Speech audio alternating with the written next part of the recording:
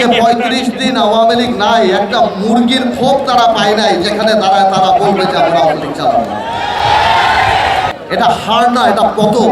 বাংলাদেশে আওয়ামী লীগকে সবাই মীর জাফর লীগ হিসাবে জানবে আগামী ১০০ বছরে।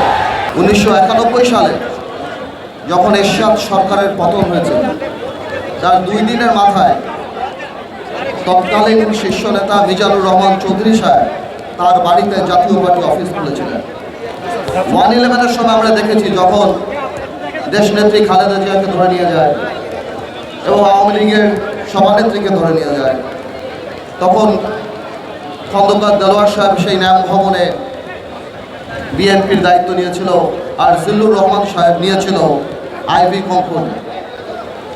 আজকে একবার কল্পনা করে দেখুন, আজকে ৩৫ দিন আওয়ামী লীগ নাই, একটা মুরগির খোপ তারা পায় নাই যেখানে দাঁড়ায় তারা বলবে যে আমরা আওয়ামী লীগ চালাবো। এবার চিন্তা করেন, এটা হার না, এটা পতন। এটা আল্লাহর তরফ থেকে আসছে। আমার এখানে অনেক ভাইদের বক্তব্য আমি শুনলাম, তারা বলছেন যে আমরা বিচার চাই। ভাইয়েরা আমার, আমি বলবো বিচার শুধু আরম্ভ হয়েছে ইনশাআল্লাহ। এই বিচার এমনভাবে হবে যে বাংলাদেশে আওয়ামী লীগকে সবাই মীর জাফর লীগ হিসাবে জানবে আগামী ১০০ বছরে। আওয়ামী লীগ একটা রাজনৈতিক দলের অস্তিত্ব হারিয়ে ফেলেছে। এই আওয়ামী লীগের ৭১ সালে যে অবস্থান ছিল, আজকে আওয়ামী লীগ যে ক্যারেক্টার, যে চারিত্রিক বৈশিষ্ট্য চলে আসছে, আওয়ামী লীগ কোনো মানুষের দল হতে পারে না।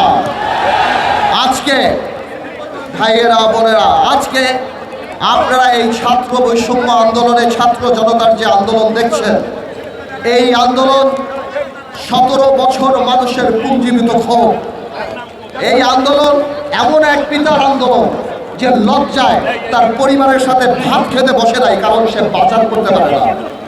এই আন্দোলন সেই আন্দোলন যারা শেয়ার মার্কেটের সর্বস্ব হারিয়ে সুইসাইড করেছে, আত্মহত্যা করেছে। এই আন্দোলন সেই আন্দোলন যখন মানুষ বাজারে যাওয়া বন্ধ করে দিয়েছে, বলতো বাজারে গেলে আমরা লজ্জা পাই। এই আন্দোলন গত ১৭ বছরে আমরা জেল খেটেছি, আমাদের বিএনপির সতীর্থরা জেল খেলেছে। আজকে খালেদা জিয়ার মতো একটা নেত্রীকে কিভাবে বাড়ি থেকে বের করে এনে অপমান করার জন্য ২ কোটি টাকার জন্য জেল খাটিয়েছে। তারেক রহমানের স্ত্রী, তারেক রহমানের পরিবার সহ সবাইকে এই সরকার, গত সরকার, আওয়ামী দুঃশাসনের সরকার ২টা মাত্র থিওরিতে বিশ্বাস করে। এক হলো শত্রু, এক হলো ষড়যন্ত্র। ওনাদের বিরুদ্ধে কথা বললে আমরা শত্রু, ওনাদের বিরুদ্ধে আলাপ করলে আমরা ষড়যন্ত্র করি।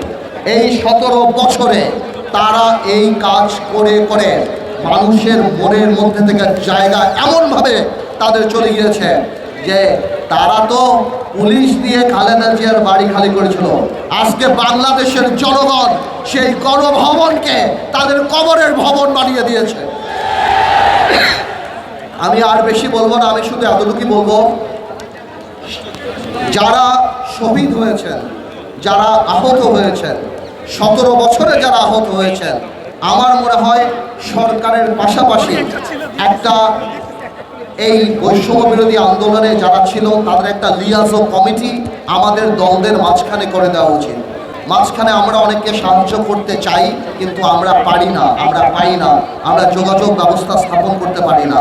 আমি মনে করব নিবন্ধিত রাজনৈতিক দল বা যারা কিংবা এই স্বৈরশাসনের ফাঁদে পা নিয়ে দালালির খাতায় নাম লিখে নেই, এই গণতান্ত্রিক আন্দোলনে জনগণের সাথে ছিল, আমি অনুরোধ করব, আমি আপনাদেরকে আশ্বাস দিচ্ছি, আমি বলে যাচ্ছি ইনশাল্লাহ আমরা সবাই মিলে যদি লিয়াজা কমিটি করি, আমরা এই প্রাইভেট সেক্টর থেকে ওনাদের যথেষ্ট যেই ক্ষতি ওনাদের হয়েছে ওইটা তো আর আমরা পোষণ করতে পারবো না, কিন্তু আমি সবসময় বলি ইমোশন তো ভালো, তবে পুনর্বাসন ইমোশনের চেয়ে বেশি ভালো।